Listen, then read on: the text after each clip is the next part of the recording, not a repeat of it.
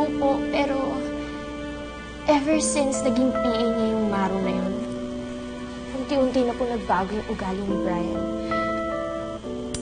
I mean, she's too close to him.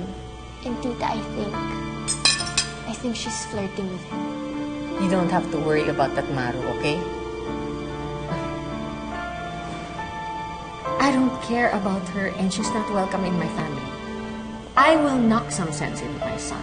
And as far as I'm concerned, ikaw lang ang girlfriend ni Brian. Alright? Thank you, Tita.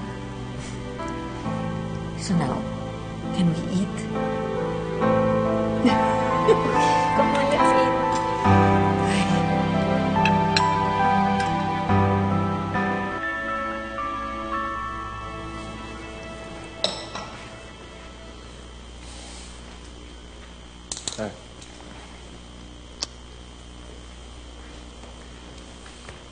Where the hell have you been, huh?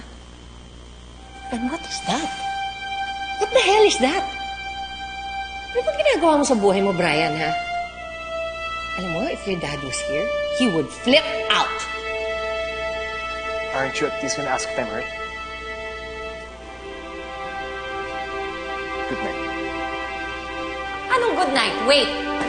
Wait! We're not done.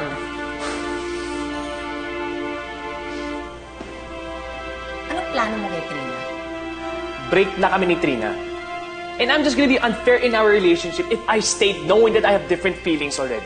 Oh, this must be because of your PA, right? Yes! Mom, in love ako kay Maru.